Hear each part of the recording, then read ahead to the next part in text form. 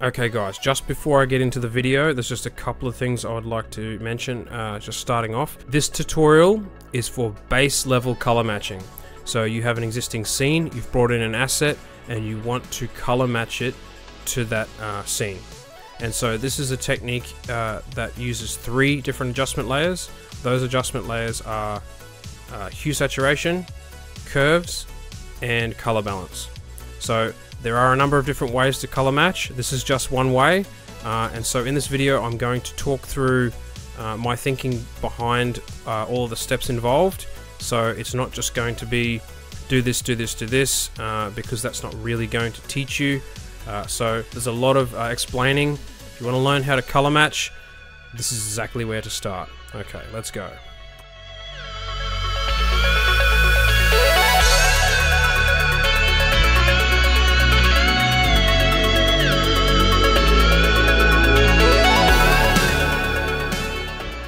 When I did a poll on Twitter, I asked everyone, out of a few options, 3 or 4 options, what was the thing that you most want to learn, and it was color matching.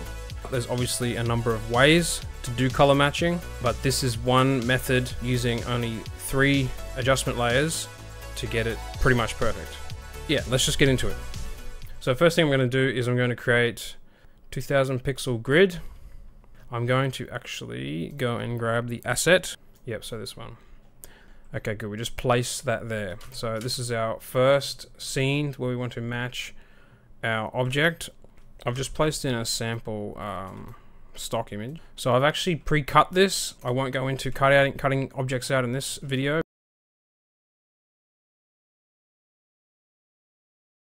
Right, so this is the object. I've just got a camera raw filter on it. It doesn't matter too much, but it's a little bit flat. This is just like how I set it up previously. It doesn't matter, honestly. I just want to show you so you can see like more color information, because the layer will be brighter. So we're just kind of like lining it up. You know, I'm not checking the vanishing points, perspective or whatever. It looks pretty good to me. It looks fine. So she's well centered. First thing I do is I apply a hue saturation adjustment layer.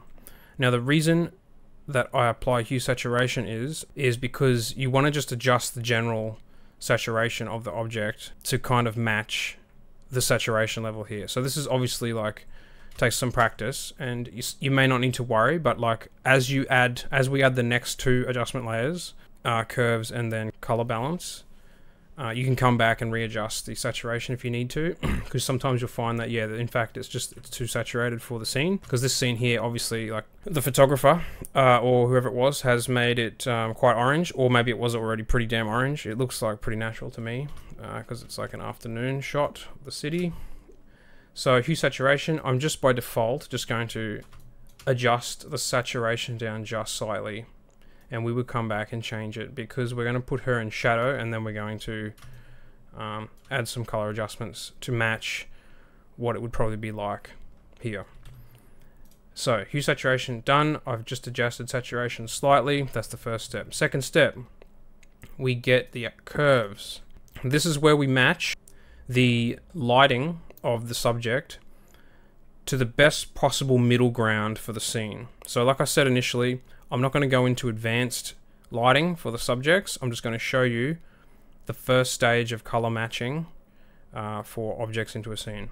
So later on, I will do more tutorials on advanced lighting and things like this, where there's a lot more to consider and think about, and that's like another whole practice and skill set type exercise. But for now, we're just doing this. Okay, so curves, and all I do is I look at the scene here, and I just drag the highlight end of the curves and just bring it down. And so I'm just looking to see that we can see here in the foreground, because that's where the subject is obviously supposed to be standing, that it's kind of in shadow. Like it's not like even the highlights here on the ground, they aren't like there's no massive amounts of light. So I'm just actually, I just use, I have a shortcut that I use. I'm just checking the values. So I highly recommend that you learn how to check the values. I'll show you now again. We go up to View, Proof Setup. I've got a custom setup. You can change this anytime, and I just set it to working gray. I think by default it's set to like CMYK, but I've got it set up custom, so I can just quickly with Control Y, I'm on PC, it's probably Command Y with Mac, Control Y, I can just check values. So it's like, you know, you're not looking at the colors because we can change colors later. We're looking at the actual lighting, so values, we check the values. And then so we just kind of bring it down to a level where I always kind of go to the feet, because the feet area is a very good indicator, like starting point, to where we want to get the subjects, like the highlights on the subject. And so this is where you just kind of use your discretion to think like, oh yeah, that looks pretty correct. So we bring that highlights down. So already the subject looks reasonably well lit or appropriate for the scene. So the other thing I look at as well is when I'm adjusting curves, once I've adjusted the highlights, I then adjust shadows. So one thing I'm looking at here is on the plate or your scene or whatever you're matching your object to, always be checking the highlights and the shadows of your subject is generally matching the scene behind. And so we can see with this subject here, like for her, and this is why I added the camera raw filter to the subject, is because I wanted to bring out more of the shadows so I can show you the shadows on her. There's only a couple of spots like here and here, like where it's like at maximum, like, well, I won't say maximum, but it's like the darkest. But if we look at the actual scene, we can see that there's darkness here, like it's kind of around here, like there's actually some dark, like even here, like there's some darker areas. What we kind of want to do is we want to try and match the darkest areas on her to kind of match like the darkest areas on here. So that's, so we don't want to go too far here with bringing down the shadows, because you can kind of start to like remove some information, and not remove, but it's you'd have to then reapply curves and then try and like pull that information back. Fix if you don't do the lighting correctly, it might cause problems later. So all I'm doing, just to keep it simple, is looking at the darkness in where she's standing, and then like with the light and dark areas on her shoes. And so I'm just gonna, so I think, yeah, like you can kind of see like that's kind of too much. That's too much. That's probably too much. Probably like there is probably there. Like I could probably even go a little bit more. Actually gonna add another point here, just so I can like pull down a little bit more of the shadows here, and then just adjust this part here. And so yeah, this is like the first stage of color matching when I'm matching an object. So I'm like always looking at the values first while I'm adjusting lighting before I get to color, because generally if you're making changes to color, it doesn't have a massive impact on the actual values, the lighting on the subject, unless it's super saturated. It can definitely have an effect. So that looks pretty good. Like she like these areas here are kind of like, yeah, I'll show you the values. Yeah, it seems pretty close. And that's all I did. Looking at highlights, looking at shadows, and then I just used this one here into this, like this is kind of the sweet spot of the shadows right here. So I kind of lock in a pin here so I can like actually tweak some of the actual dark areas on her. And then I just adjust the absolute black end of the shadows to actually kind of match the plate or the scene. And yeah, that's pretty good. That's pretty good. I wouldn't mess around too much more than that for now, because we can always make changes later. Okay, so once that's done, we then add our color balance. Okay, so we've got our hue saturation done, curves are done. We'll change these probably in a moment if we need to. And now color balance. Now the thing with color balance is, this is what, again, takes some practice, but it's just like trial and error. You kind of go on what looks like correct. So we can see immediately from this scene, it's orange, you know, it's warm. We got to get her more warm, like in line with here. So immediately I'm just going to start adjusting the reds. So I kind of will zoom out because we got to picture her as a whole in the scene. So you kind of like start to like just pull and say like, that's too far, that's not enough. Kind of like kind of like, that's pretty red, but I think that's actually okay. We can change it like there. And then because there's some yellow, it's definitely not magenta, so we just got to be careful not to.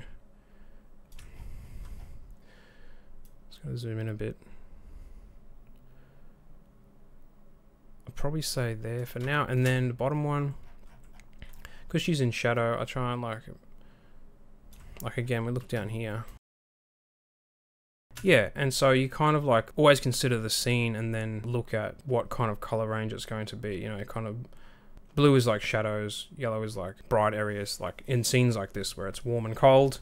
Just adjusting in the ranges that are closer. So the thing with this is the way that I used to learn is that I would grab these and just kind of move them until it feels wrong, like there's too much of something.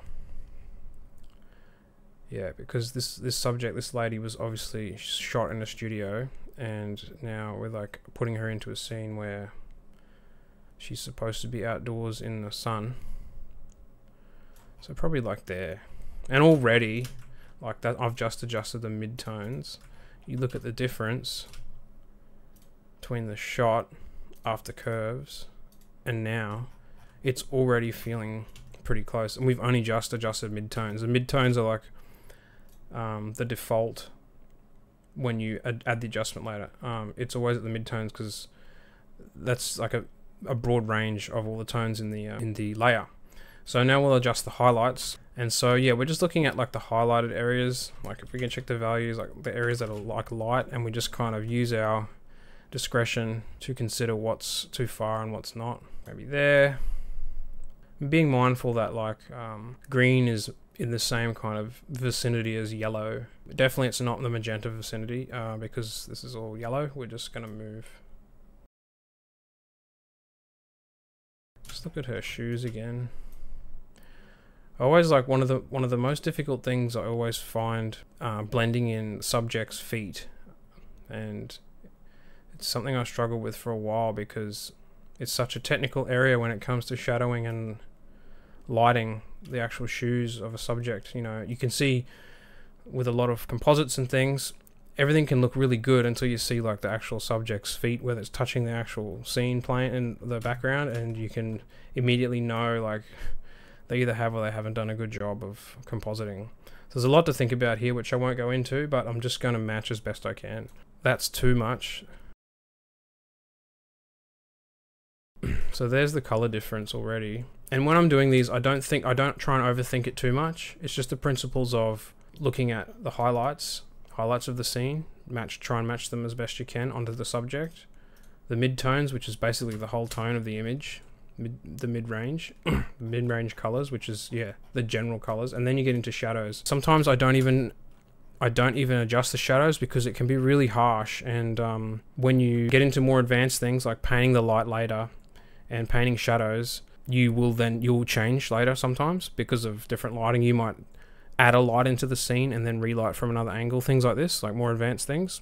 So that's why I personally don't always adjust shadows. For demonstration, I will adjust it now just to show you. So again, I'm just going to reference back to like the shadows here on her shoe and the shadows over here. This is very basic. It almost looks like it's fine to me. You wouldn't worry. I'll make slight adjustments, but I wouldn't usually worry. Actually, because it's so harsh, I'm using the like arrow keys just to like do individual. But it's really harsh because we can see, like I'm just looking on my monitor here, like in these shadows here, it's almost like the slightest hint of green or blue, you know, like this is how technical things can get. So you kind of like, oh well, there's kind of some green and blue in the shadows. So in her shadows, there technically should be some green and blue. So you might even like start to like just try like add a little bit of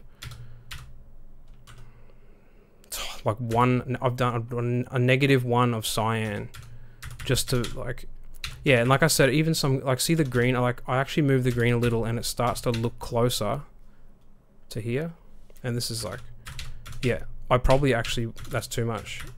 It only needs like 2, there's 2, and then 3, the blue, sorry. Yeah, and +1. There is before hue saturation, curves, color balance. And that is basically the first stage of color matching an object into a scene. In other tutorials, I will demonstrate more advanced lighting, fixing things like the around the shoes and feet into scenes, which just takes time and practice. But for now, for you guys, all you need to worry about is just practicing dropping your asset in, hue saturation, curves, color balance. It looks good to me.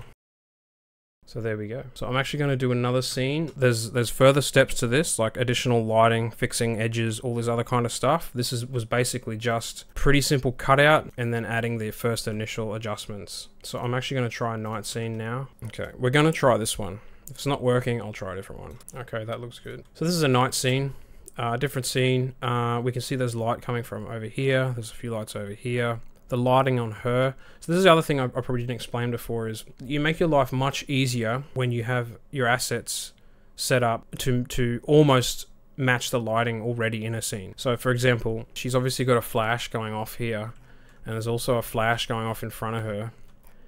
And there's also a flash going off. So there's a number of flashes that have been used here on this subject, which is good because you've got a lot of range for where you want the light to go.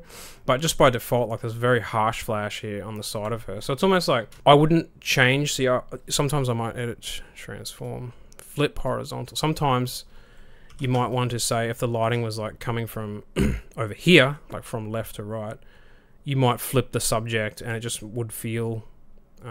it might feel better. I mean, you could even do this now and be like, have the light come in from the side, and there's light on her on the side here already that you can play with, but we're not going to worry about that. This is just for demonstration. Subject's in, so all we do again, hue saturation, clip it to the layer. I didn't mention that before, but we clip it to the layer and just adjust. And it's because it's nighttime, everything is definitely much more desaturated. You can see from here, like in this scene here, there's only like a few tones of color. There's like a very faint, like palish blue, gray almost, and then some yellow orange here. The rest is dark. It's like, that's what happens. Nighttime, not a lot of saturation. So we can actually like pull that down quite a bit. And I can change it later if I need to. And add our curves. All right, immediately, we're just gonna pull down those highlights. Pull it right down.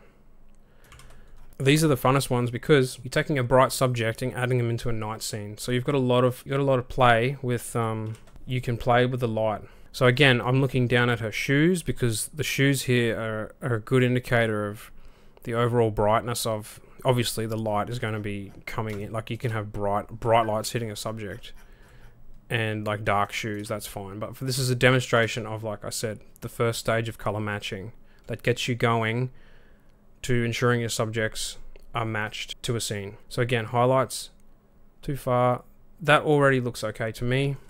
I'll check her overall. Yeah, that looks good. I'll change it soon. Okay, and then I'm just going to drop a shadow pin here again because I need to play with the shadows a little. So I need to, if I move here, I don't want to affect this highlights one too much yet. So in this photograph, in this scene, can't think of the word. It's like a more of a matte look, like the softness to the shadows, softer look, and her, she's like much more harsh. There's like much more harsh. So again, it's like really important to look at the feet because I can already see like, oh, there's like, it's definitely not matching the scene here, like her.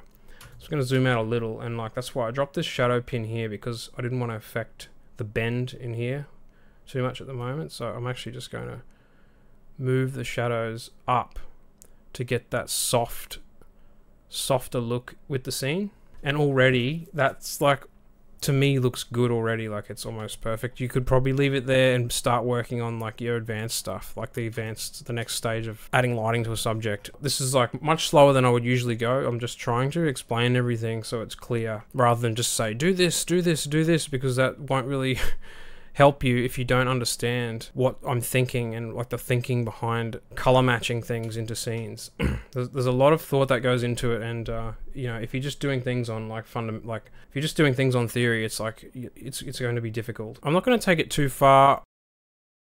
Yeah, actually, it's quite harsh, that shadow in the whole image.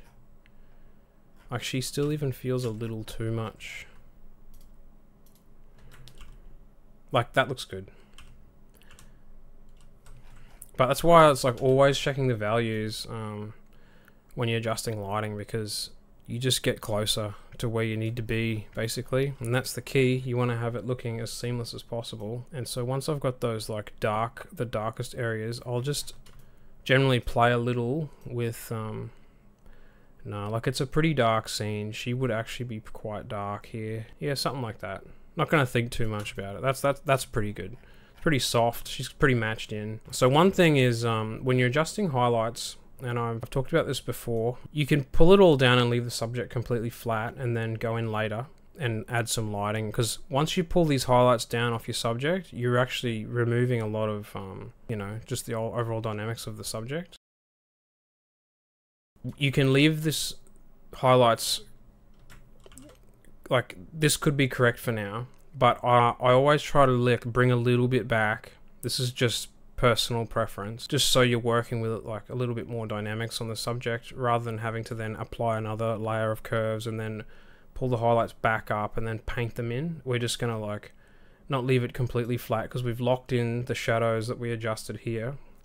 And so we just add a little, like bring a little bit more back, because we can see there's lighting here. The lighting's kind of hitting her here. There's like some dynamics here where the light is, you know, it's kind of harsh. So just bring a little bit back and you can like that feels right. That looks real. Like there's pretty good. Like she's not completely like faded out. You'd kind of like bring a little bit back. I'm gonna leave that there because I'd always leave it there, and I start doing the other things and the lighting, painting and things, which I won't go into. So hopefully that makes sense. I'm kind of rambling a little, but I want this to be thorough so you understand the thought process behind it, just using these 3 adjustment layers. So we've added our hue saturation, our curves, and now we're going to add color balance. Again, she's already almost looking like she's pretty blue. Like this is a blue scene shot in a studio. It's cool, cold lighting with flashes. We just start with the midtones and just start adjusting. Like even still looking at her now, I almost feel like she's still not soft enough in the shadowing. I probably brought too much highlights in. Yeah, that's what's confusing me. I think it's the highlights. That's fine. Now I'm being super picky. Okay, and then, yeah, so we're just going to add some nighttime blue. Just go back to the hue saturation. I'll just pull that back a little bit more. Alright, and so I'm going to add some cyan. Yep. So this is all like, sometimes you could spend forever trying to get it perfect, and like it may never be perfect. You want to get it as close as you can. That looks right for the midtone, so I added some cyan, some blue, and like the tiniest bit of magenta. I'm not thinking too much. I'm just like, that feels like pretty correct. See, actually, yeah, look a little bit warm, like much cooler now, like nighttime. Highlights. I actually see the highlights here are actually kind of warm, like so slightly. So I'm like, yeah, I'm kind of like thinking, like her skin's obviously a different color to the brick, but actually it's not too much different. But I'm like, well, if it was highlights, I'll add like the slightest. I would just probably add the slightest bit. Again, you could just leave it and add some cold, and like when you go into painting the light on her later, which I won't touch on, you can just paint in the warmth then. But I just am like, for the sake of this, like because we're adjusting highlights, we'll just add the slightest bit of warmth, and then shadows. Yeah, so the shadows on her here are like are blue, and here it's. Yeah, I'm going to go back to curves, and I'm actually going to, yeah, I'm going to pull the shadowing up on her so that it is actually even softer. A really soft match to here. I mean, I could have this wrong because I'm not really checking everything, but I just prefer it to kind of be softer, more towards the softness of the whole scene. And actually there's noise in the scene too, and there's less noise on her. So we're looking at grain, and we're looking at no grain. So again, there's other blending steps that you should do as well when you're blending objects in, but this is just color matching tutorial. Okay, that's fine. So I'm gonna go to shadows, and I'm gonna like, this is kind of red, so I'm gonna like just add the slightest bit. Oh, it's actually kind of green. There we go. Look, it's like already looking hard to say actually.